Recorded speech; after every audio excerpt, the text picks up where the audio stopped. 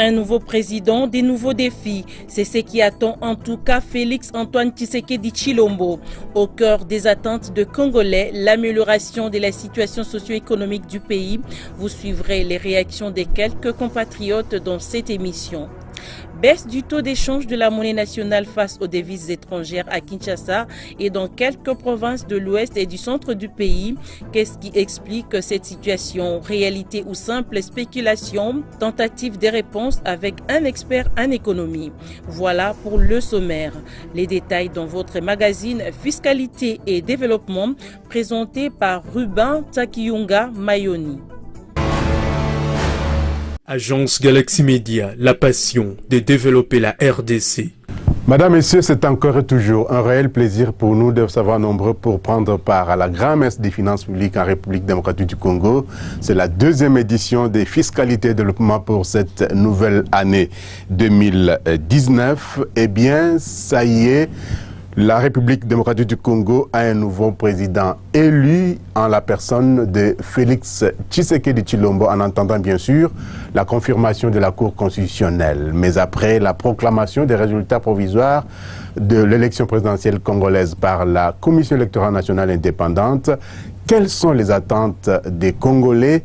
Interrogés à ce sujet, plusieurs Quinois s'attendent à l'amélioration de la situation socio-économique du pays qui doit être, en tout cas selon eux, l'une des priorités du nouveau président élu. Au lendemain de la proclamation de ces résultats provisoires, Jocelyn Baba et Céline Boumba étaient descendus dans les rues de la capitale Kinshasa. Voici leur reportage.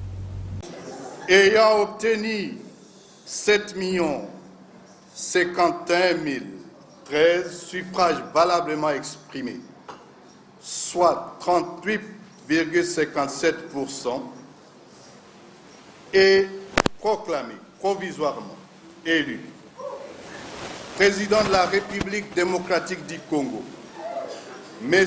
Tshisekedi Tshilombo Félix.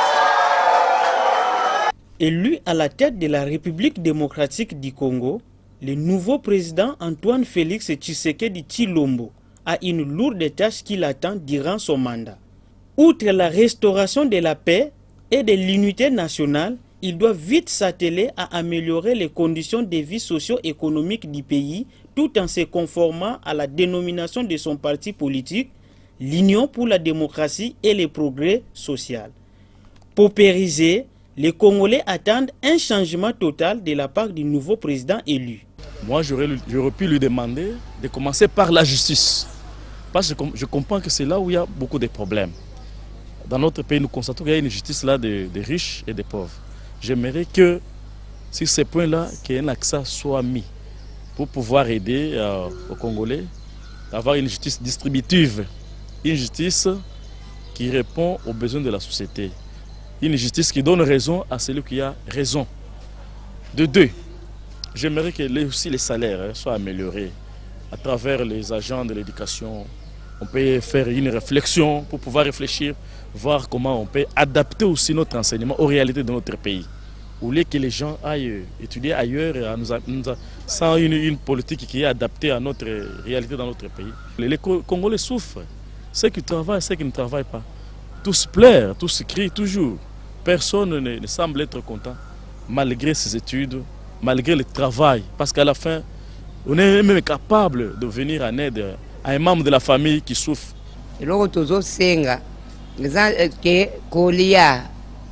Ezala hôpital kotanga bana classe na biso atalango ezala gratuit net ya ba pays mususu toyokaka biso pe esala ma pe pa na biso mususu abosa na pe bawei papa na ye papa Mobutu basala pe makambo awa na mboka ya malamu korapatrie bakor na bango eya awa ya misatu réconciliation nationale pour que mboka etombwa malamu asangisa batu nyonso na ndoki na ya malamu tosangani la main dans la main po totombola ekolo nde eloko wana na kosenga epo kimia soki ezali makambo nyonso kokende sans problème.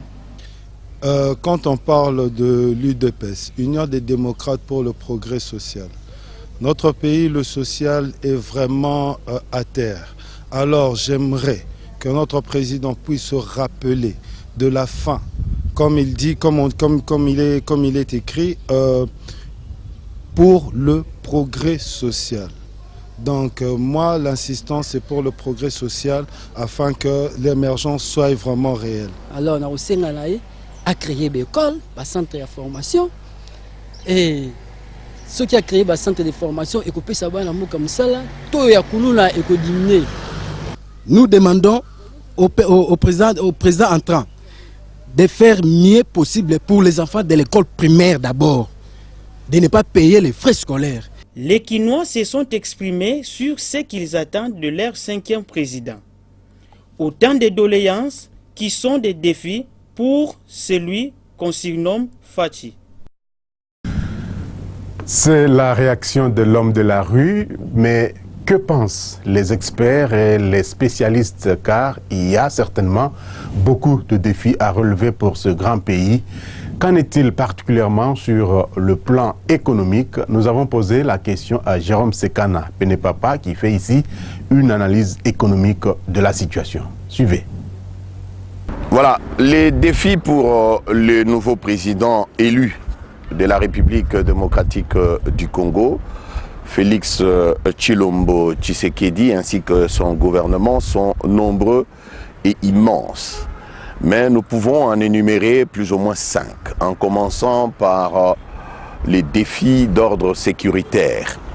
Vous savez, ce qui se passe à l'est de la République démocratique du Congo, où écument une centaine de groupes armés, où on tue jours et nuits nos compatriotes à Beni, Butembo et ailleurs, c'est tout simplement inacceptable. La République démocratique du Congo, nous sommes une nation. Et en tant que telle, nous devons considérer la nation comme le corps humain. Lorsque vous êtes blessé au pied, eh bien, la douleur est ressentie au niveau du cœur. Le cœur ici, c'est la capitale, le siège de toutes les institutions. Et parfois, cette douleur est beaucoup plus intense au niveau du cœur qu'au niveau du pied où on s'est blessé. Ce qu'il faut faire, c'est qu'il faut soigner rapidement la plaie, faire en sorte qu'elle se cicatrise rapidement. Et c'est ce qui doit être fait pour permettre à nos compatriotes qui vivent dans cette partie de la République démocratique du Congo de se sentir encore davantage congolais. Le deuxième défi, c'est le défi de la reconstruction nationale qui passe par la cohabitation qui doit se faire, mais également sur fond de la réconciliation nationale, la réconciliation des cœurs et des esprits.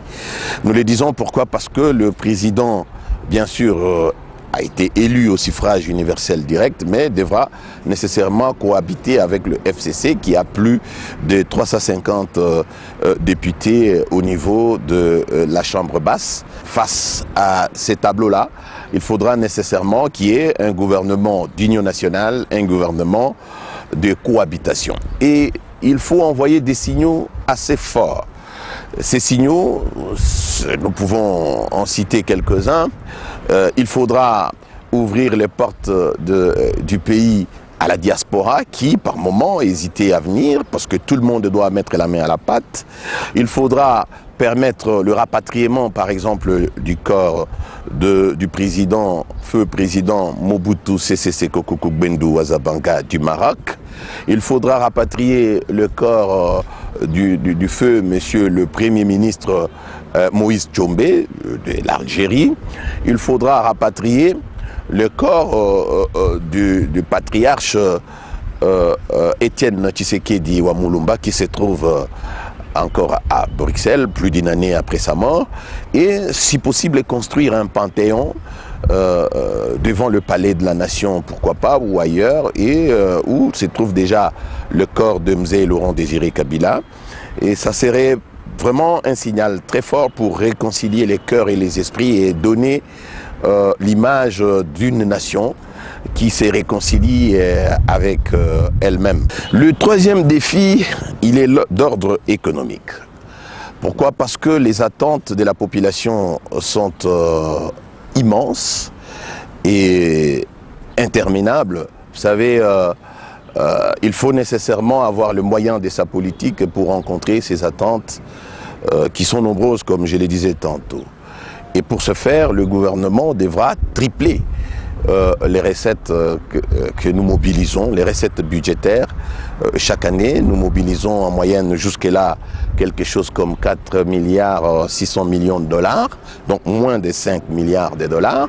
Il faudra tripler jusqu'à avoir une mobilisation qui approcherait les 18 milliards et demi de dollars américains l'an pour faire face à toutes ces attentes. Et ces attentes, c'est quoi? C'est d'abord l'emploi des jeunes, qui constitue au fait une bombe à retardement.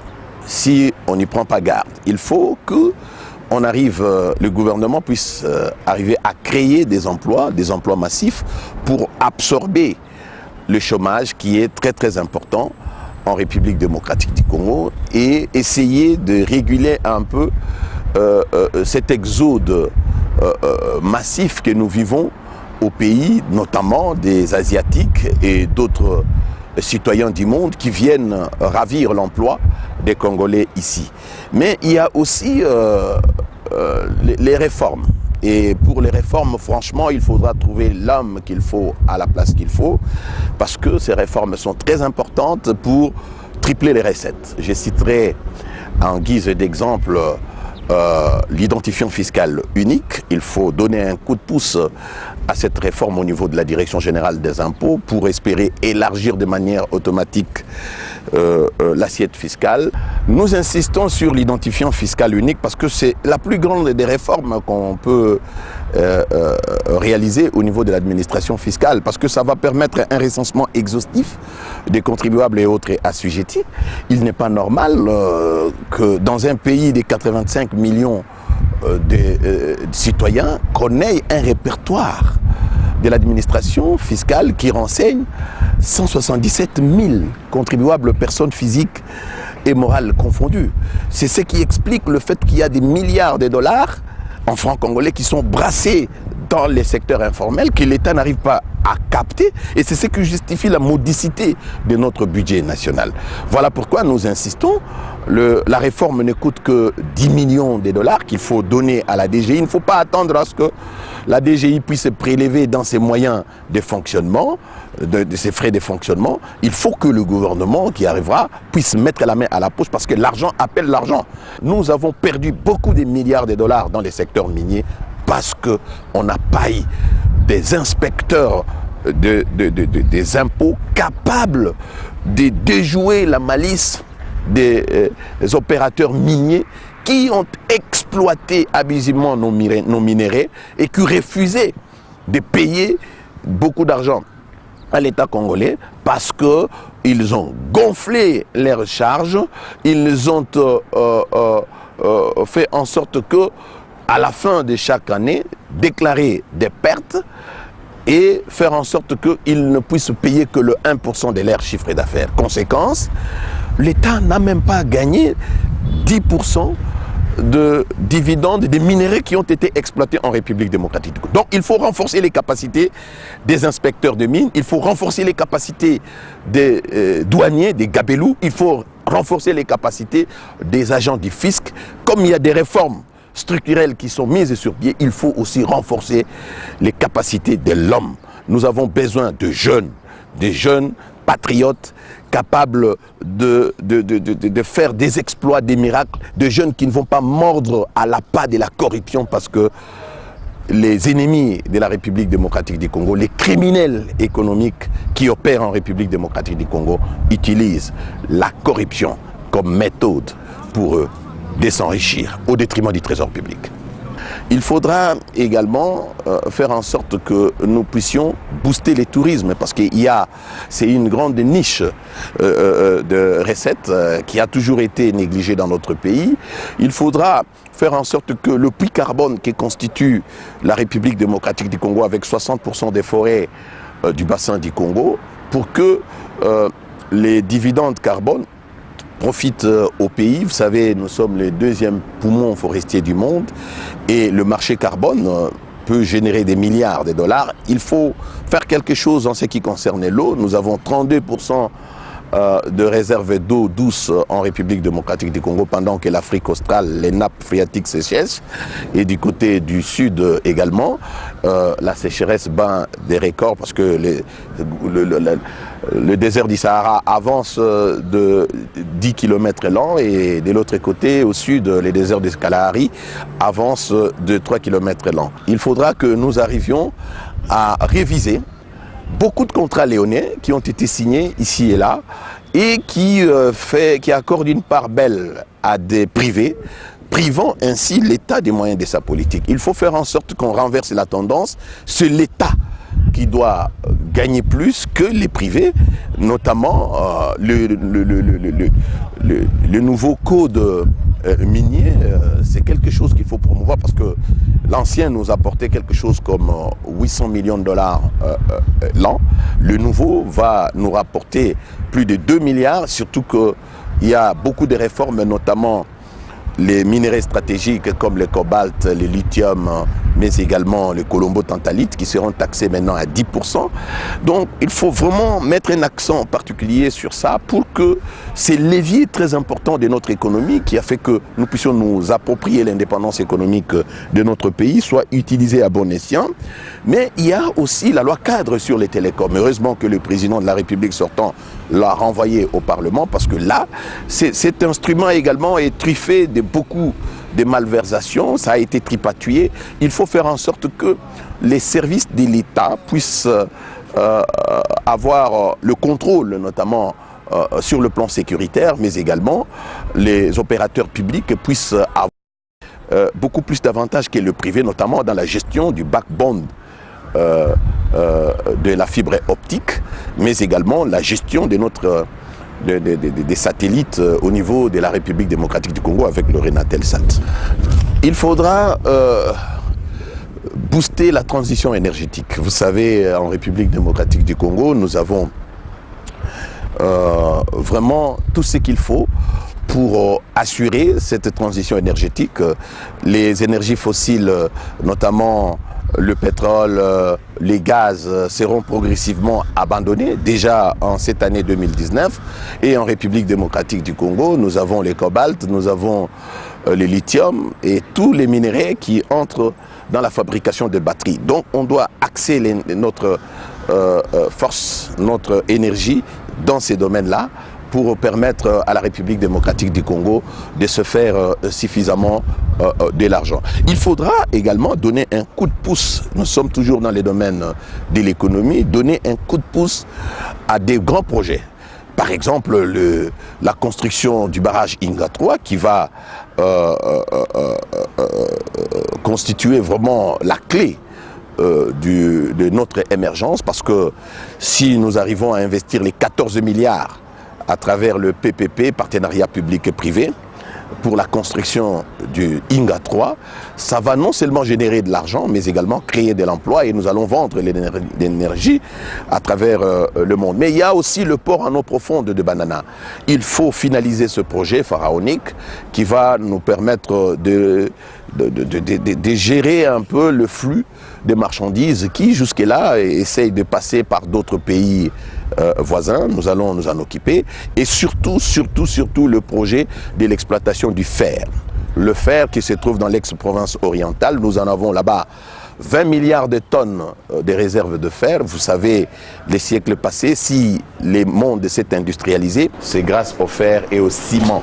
Et il s'est fait que dans notre pays, nous avons cette réserve mondiale, 20 milliards de tonnes enfouies dans l'ex-province orientale. Ça peut nous permettre de construire de chemins de fer, de construire des bateaux et surtout désenclaver la République démocratique du Congo, parce que si on exploite ces gisements très importants dans l'ex-province orientale, il faudra nécessairement construire un chemin de fer qui partira de l'ex-province orientale vers le port en eau profonde de Banana.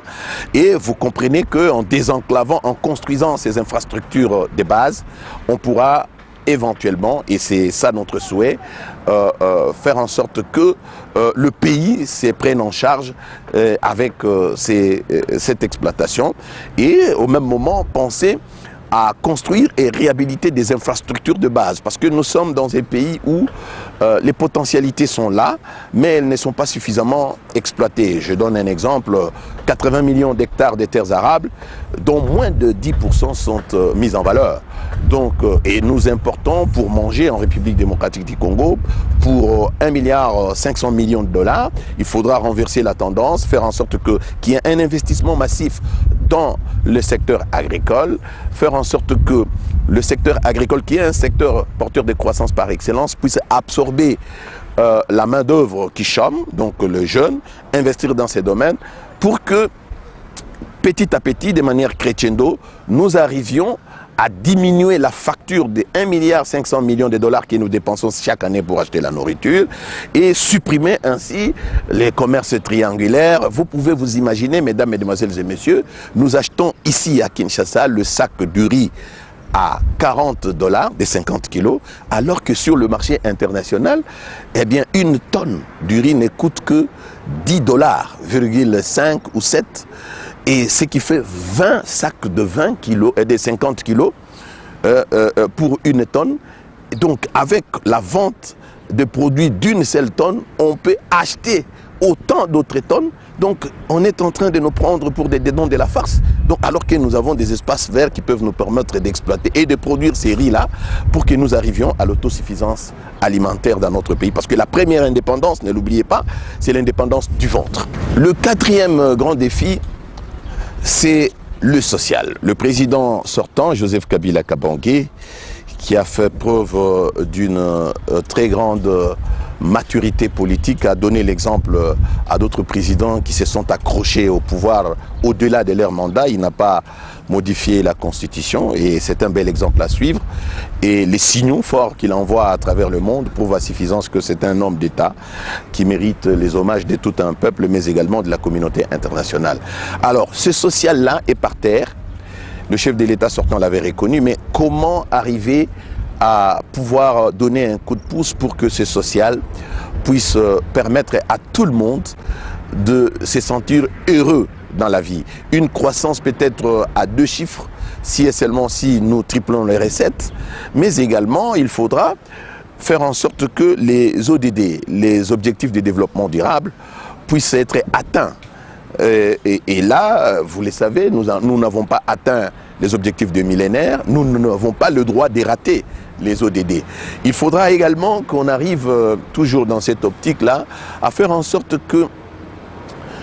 qu'on augmente la solde, par exemple, des militaires, des policiers, des fonctionnaires de l'État, si et seulement si nous arrivons à tripler les recettes. De sorte que, bon, ceux-là qui travaillent pour l'État, sous le drapeau, puissent avoir les moyens de nouer les 2 bouts du mois, et c'est faisable. Nous pouvons nous passer des appuis budgétaires qui n'arrivent même plus et faire en sorte que nous puissions nous prendre totalement en charge. Il faudra que notre budget puisse aussi connaître des réformes. Nous devons passer du budget des moyens, budget de la cueillette, vous connaissez les faiblesses que ce budget nous a apporté, l'insuffisance de moyens, et les institutions consomment plus de 60% de ces budgets-là, ce qui fait que certaines lignes budgétaires ne sont pas alimentées faute de moyens, et c'est un budget qui a montré ses limites. Nous devons basculer vers le budget programme qui veut que eh bien, le ministre des Finances qui viendra ne soit pas l'unique ordonnateur général des fonds du gouvernement, c'est-à-dire chaque ministre deviendra responsable de son département vis-à-vis du Parlement. Sa ligne budgétaire devra être alimentée par le ministre des Finances qui a les régies financières sous son contrôle. Et en ce moment-là, beaucoup de projets qui n'arrivaient pas à prendre corps dans l'ancien système vont nécessairement prendre corps parce que chaque ministre sera responsable vis-à-vis du législateur en ce qui concerne la gestion de ces fonds-là. Ces budgets devront également répondre aux critères des Nations Unies. Nous devons faire en sorte que 30% de notre budget soit consacré à la santé. Le peuple doit être en bonne santé pour travailler et produire des richesses. Il faudra que nous puissions consacrer 20% de ce budget, de notre budget, à l'éducation. Jusque-là, on est déjà à 16-17%, c'est bon, on a fait un grand pas en avant, il faudra aller jusqu'à 20%. Et il faudra également consacrer 10% de notre budget à l'agriculture. Ainsi, nous allons avoir une certaine visibilité de nos actions et prétendre atteindre, bien sûr, l'émergence. Si pas à l'horizon 2030, eh bien à l'horizon 2035, nécessairement, on pourra atteindre l'émergence. Et si et seulement si nous maintenons une croissance à 2 chiffres pendant une très longue période et une croissance inclusive et qui doit produire un ruissellement des richesses. Le dernier défi, le 5e, c'est celui en rapport avec l'image de la République démocratique du Congo.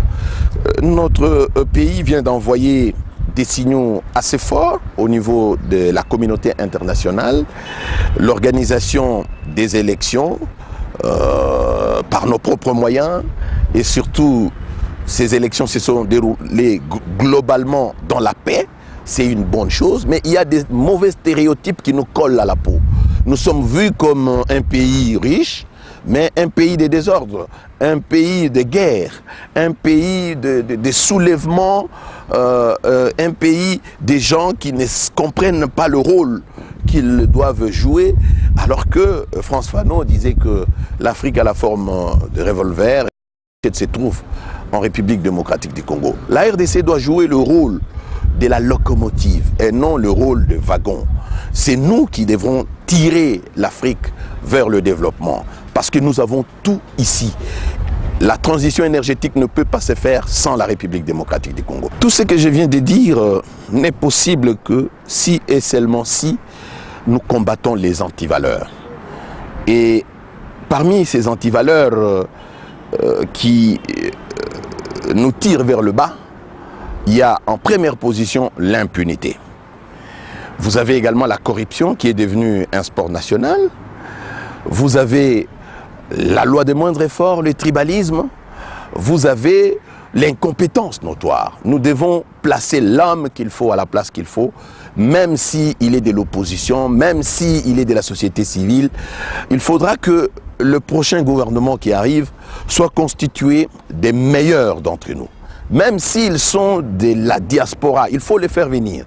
Et il faudra faire comme on fait à Singapour, où lorsqu'on forme un gouvernement, il y a une sorte d'appel d'offres, on fait un répertoire des meilleurs et on recrute des personnes capables de relever les défis. Il ne faudra pas qu'on nomme des gens qui vont venir apprendre comment on gère la chose publique et là, ça sera à nous retarder. Donc c'est très important, nous devons combattre les antivaleurs. Les prisons sont faites pour ceux-là qui pillent les deniers publics et non pas pour de bons citoyens qui dénoncent parfois les malversations financières ou qui essayent de revendiquer leurs droits de manière pacifique. Bien avant la tenue du scrutin, le président élu de la République démocratique du Congo, Félix Antoine Tshisekedi Tshilombo, avait présenté son programme de gouvernement évalué à plus de 86 milliards de dollars américains, bien avant de faire alliance avec Vital Kamerhe, président de l'UNC. Retour sur ce programme avec Jean-Louis Sekama qui nous en parle dans ce commentaire. Parmi les piliers de son programme, il y a bien sûr l'économie. Félix Antoine Tshisekedi Tshilombo, à ce sujet, n'y va pas de main morte. Le deuxième pilier est la croissance économique. Je veux une croissance économique forte, soutenue de 25% par an en moyenne, qui sera créatrice d'emplois et protectrice de l'environnement, alors que, dans le même temps, notre population va croître de 3% en moyenne par an. Le candidat de l'UDPS à la présidence de la République tient à investir dans le capital humain, c'est-à-dire la santé, l'éducation et la formation. Et il a une idée innovante pour la RDC. Promouvoir un partenariat public-privé en vue de créer un centre d'excellence du type Silicon Valley, destiné à stimuler la recherche et l'enseignement de nouvelles technologies en collaboration avec des universités congolaises et étrangères. Un des volets essentiels de son projet de gouvernement est l'amélioration notable du climat des affaires. Voici sa méthode. Je vais faire de l'assainissement du climat des affaires en République démocratique du Congo un atout majeur pour son développement socio-économique en confiant au comité de pilotage et de réforme des entreprises du portefeuille, le COPIREP en sigle, dont les missions seront repensées, la responsabilité d'établir l'état d'avancement du document de stratégie de croissance et de réduction de la pauvreté, et de faire des recommandations au gouvernement d'une part, et d'autre part, faire le suivi du comité de pilotage des indicateurs d'appréciation du climat des affaires édicté par le Doing Business de la Banque mondiale. Et il va encore plus loin. Je vais mettre en place une charte d'investissement qui va activer un système fiscal incitatif relatif aux nouvelles sociétés industrielles et aux grandes ainsi qu'aux petites et moyennes industries PMI. Selon le président de l'UDPS, en 2018, les Congolais ne vivent qu'avec un revenu de 458 $ par an, soit 1,25 $ par jour. Voici ses objectifs sur 10 ans. Mon ambition est de sortir notre nation de cette situation indigne et de la faire accéder au bien-être, en portant cet indice à 4 288 $ par an, soit 11,75 $ par jour. Pour assurer le coût de ce programme, nous mobiliserons une enveloppe budgétaire de 86,71 $, soit 25% du PIB, qui sera réparti sur 10 ans. Pour réussir son programme, Félix Antoine Tshisekedi prône la lutte sans relâche contre la corruption et toutes les antivaleurs.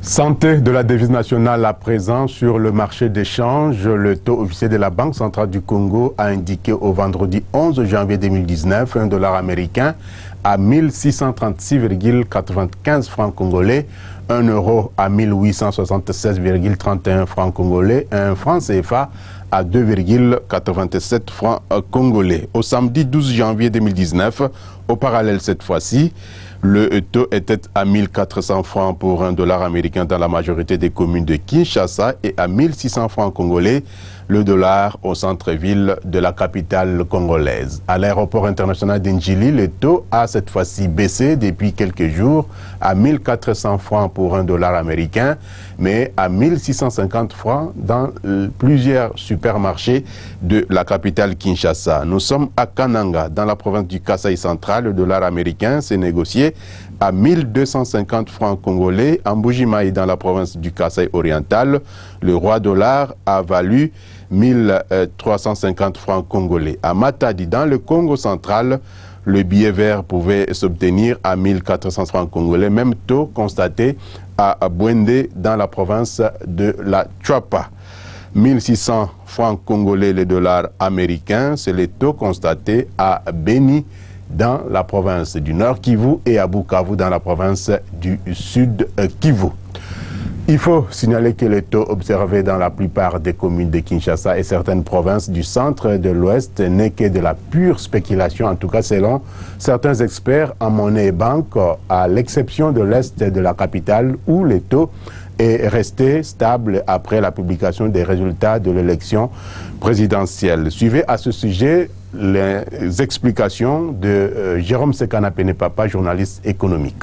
L'appréciation de notre devise nationale, le franc congolais Mwanampo, est le fait de la spéculation. C'est une spéculation pure et simple dans la mesure où les paramètres macroéconomiques n'ont pas bougé, n'ont pas changé. Même la masse monétaire en circulation n'a pas changé. Même M1, M2 sont restés intacts. Et nous avons constaté que déjà le 11 janvier 2019, le vendredi donc, les taux officiels de la Banque centrale qui renseignaient 1636,9 francs congolais pour un dollar, c'est un indicateur qui nous permet de comprendre qu'il n'y a pas eu un mouvement sur le marché qui pourrait justifier cela. Vous savez, la monnaie repose sur la confiance et la monnaie est un attribut de la souveraineté.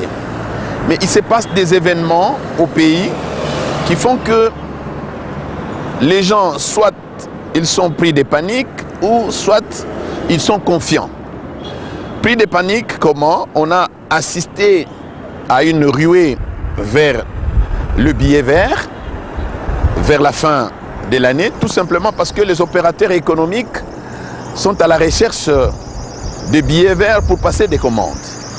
Mais également, on a toujours compris que lorsque approche la fin de l'année ou la fin du mois, les opérateurs économiques essayent d'afficher un comportement qui fait que on a comme l'impression que la monnaie s'apprécie. Non, c'est tout simplement pour régulariser la paye. Un autre élément que nous pouvons analyser ici, c'est la psychose. Vous le savez, même pendant la Deuxième République, lorsque feu Étienne Tshisekedi Wamulumba, paix à son âme, avait été désigné Premier ministre, eh bien, les dollars avaient chuté. Tout simplement parce que les gens sont confiants, ils se disent, nous avons un nouveau gouvernement, il va résoudre nos problèmes, et les gens peuvent spéculer. Et c'est exactement ce qui s'est passé. Ce sont les rumeurs des petits changeurs, notamment dans la cité, qui ont dit, voilà, Tshisekedi est élu président de la République, et les dollars chutent. Et ils ont commencé directement à fixer des taux sans tenir compte des paramètres du marché. C'est une escroquerie, on peut le dire, c'est de la spéculation. Dans certaines communes, on pouvait changer les dollars à 1200, 1300, alors que le taux officiel de la Banque centrale n'a pas changé de iota, alors que le taux parallèle au niveau de l'Oukoussa, notamment chez Mère Doubre et les autres, ça n'a pas changé. Et lorsque on allait demander à ces changeurs, à la sauvette, de pouvoir vendre les dollars auprès de ceux qui en avaient besoin, eh bien, ils prenaient un taux très élevé pour dire que non, si vous venez avec les dollars, nous allons prendre à 1200 ou à 1300. Mais si vous voulez acheter les dollars que nous avons, eh bien, nous allons acheter à 1600 ou à 1700. Donc, vous comprenez que c'est de la spéculation pure et simple. Voilà, c'était là donc Jérôme Sekana Penepapa qui commentait la spéculation sur les différents taux de change constatés ici et là à travers la République démocratique du Congo. Faisons à présent un tour dans les principaux marchés de Kinshasa, la capitale, pour avoir les tendances des prix de quelques denrées alimentaires de grande consommation au samedi 12 janvier 2019, tel que collecté par notre consoeur Philon Cholet.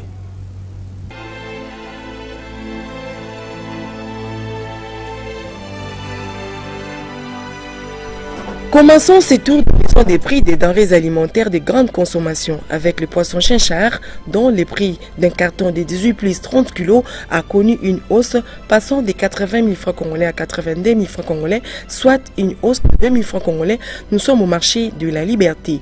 Même constat fait au marché central où le prix est passé de 85 000 francs congolais à 86 000 francs congolais, soit une hausse de 1 000 francs congolais.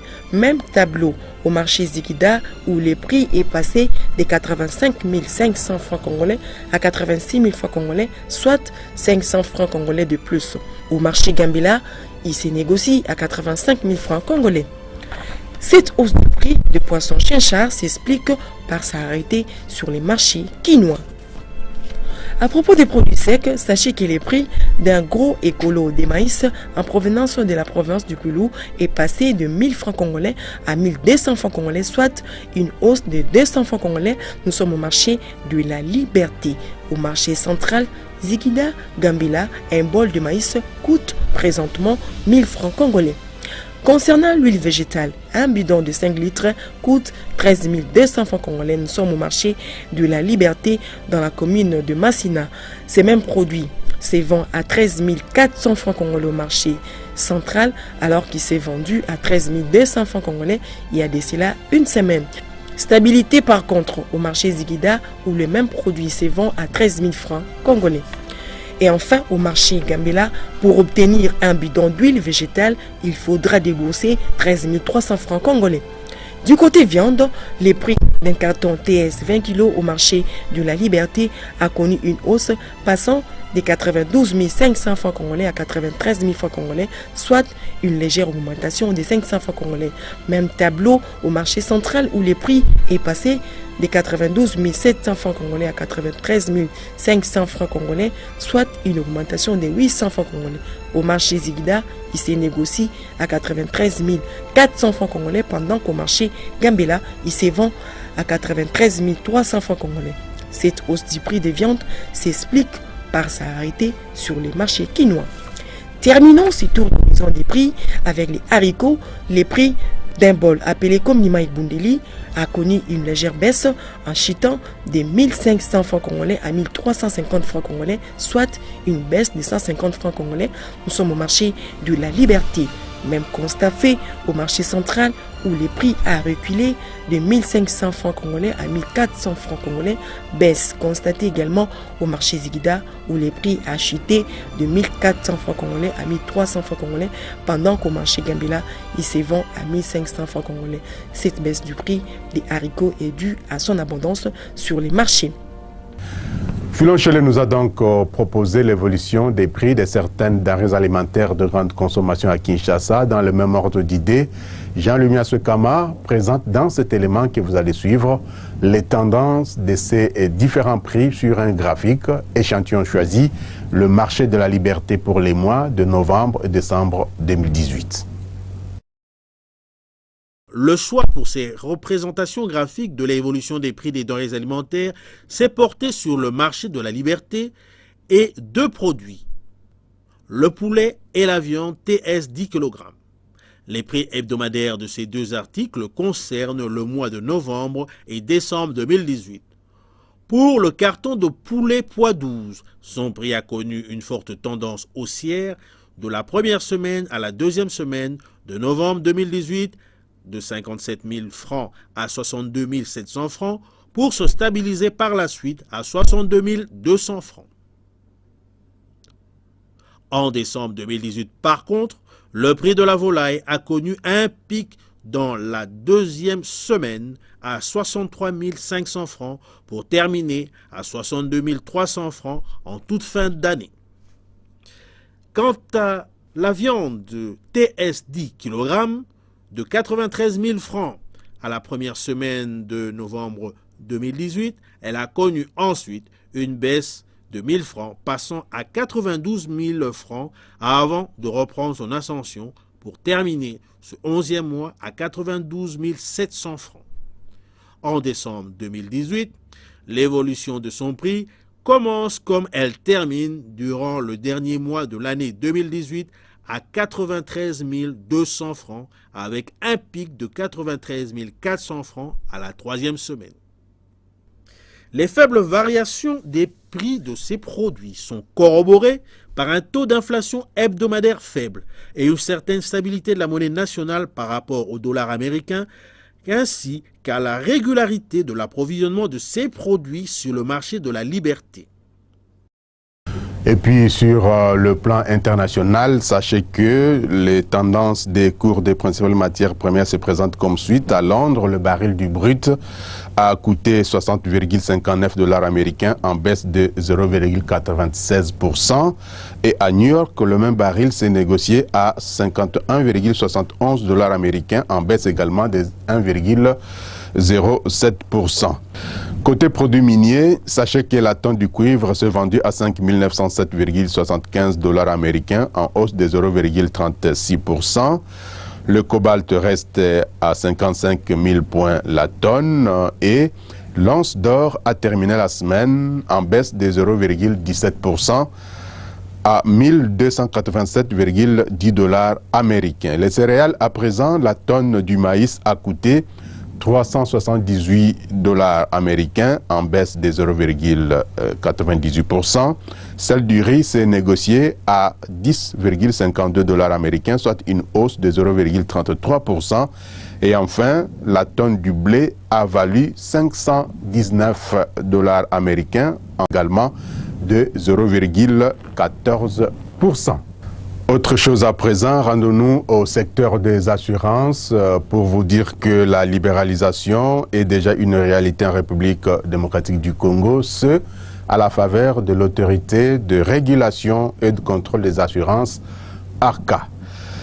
Pour comprendre l'importance de cette structure qui devra favoriser l'orientation d'une épargne stable vers les secteurs productifs et la protection des assurés, suivez plutôt cet élément que je vous propose.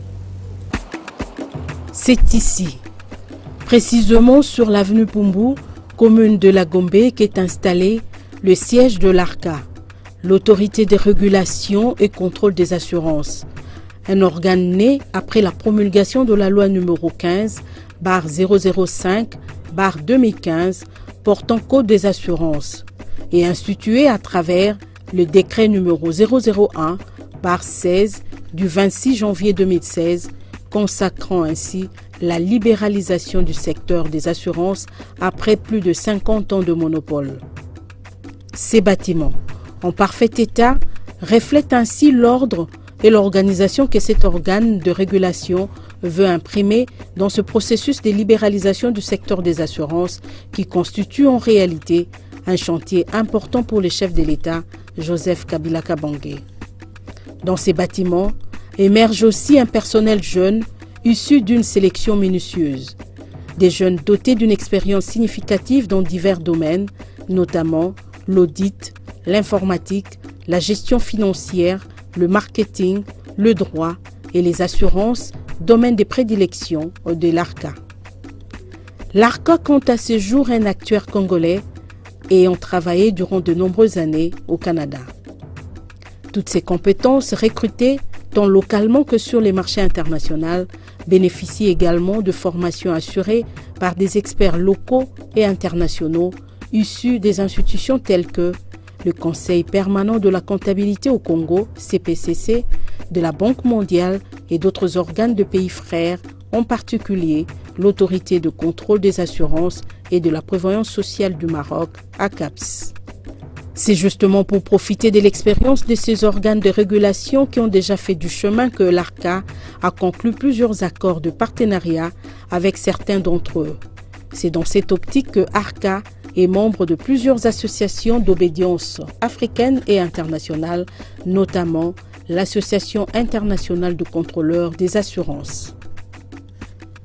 Après des débuts difficiles, comme il est souvent le cas dans toute activité humaine, l'ARCA façonne son nouveau visage, un an après des changements qui y sont intervenus.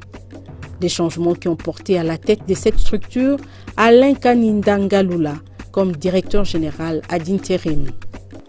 L'ARCA est un établissement public à caractère technique qui a pour mission de piloter la libéralisation du secteur des assurances tel que voulu par le président de la République, chef de l'État, Joseph Kabila Kabange.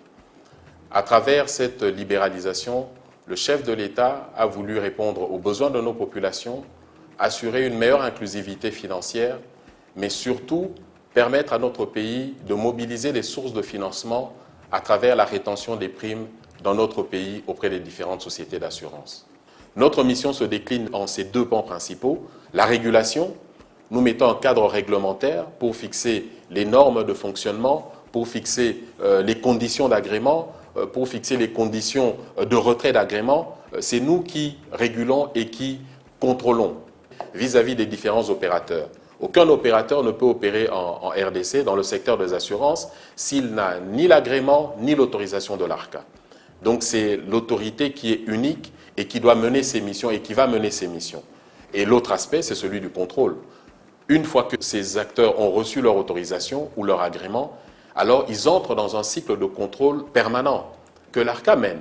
Parce que nous devons suivre ces sociétés qui vont détenir l'épargne de la population, donc nous devons les contrôler en permanence pour nous assurer qu'elles fonctionnent selon les normes prudentielles et qu'il n'y a pas de risque que les populations se plaignent de ne pas recevoir les services qu'ils attendent des sociétés d'assurance. Assurément, la libéralisation du secteur des assurances est en marche en République démocratique du Congo. Les premiers dossiers de demande d'agrément de ceux qui seront désormais les acteurs de ces secteurs sont en cours de traitement par les experts de l'ARCA conformément aux exigences du Code des assurances. Quant à l'assureur historique, la Société nationale d'assurance, elle est en plein processus de mise en conformité. Petit à petit, lentement mais sûrement, l'ARCA conduit de main de maître cette réforme importante pour le développement de la République démocratique du Congo. Avec une équipe managériale forte, un personnel formé, l'ARCA est aujourd'hui opérationnel et les marchés des assurances véritablement ouverts en République démocratique du Congo.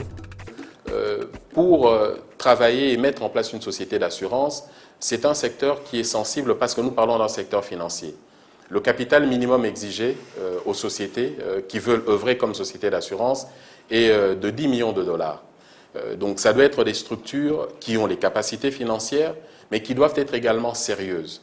Donc aujourd'hui, nous avons suffisamment de dossiers que nous avons reçus, que nous analysons, avec des acteurs panafricains. Nous avons des acteurs internationaux qui s'intéressent et qui veulent venir également sur notre marché. Nous avons également des acteurs locaux qui s'intéressent aussi. Donc tous ces dossiers sont actuellement en cours d'analyse et nous pourrions effectivement nous prononcer dans les jours qui viennent. Avec les nouveaux acteurs qui arrivent, d'abord il y a la diversité en termes d'offres de produits. Des sociétés qui ont une renommée, qui ont un sérieux qui est établi, ce sont ces sociétés-là qui pourront offrir des produits effectifs et des produits réels pour la population et pour les assurés. Nous, notre mission, justement, c'est de veiller à la protection des assurés. Notre mission, c'est de contrôler les différentes sociétés d'assurance et celle qui fonctionnera en dehors des normes, qui ne rencontre pas la protection des assurés que nous devons faire, c'est une société qui se verra interdite d'opérer sur le marché. Donc l'ARCA joue vraiment le rôle non seulement d'arbitre de jeu pour les différentes sociétés qui opèrent, mais également elle est là pour protéger les assurés. Avec une équipe managériale forte, un personnel formé, l'autorité de régulation et contrôle des assurances, ARCA, est aujourd'hui opérationnelle et les marchés des assurances véritablement ouverts. Madame, Messieurs, la grand-messe des finances publiques est ainsi dite. Merci de nous avoir suivis de partout de la République démocratique du Congo et merci particulièrement à Patience Vumilia, Didi Mavambo, Etienne Kumba et Guilhem Mouzembe qui ont préparé cette édition. Merci tous nos voeux à tous nos téléspectateurs de Wuppertal, nous sommes là en Allemagne, de Zurich en Suisse et de Milan en Italie. Je vous retrouve très prochainement, toujours avec le même plaisir. Au revoir et à très bientôt.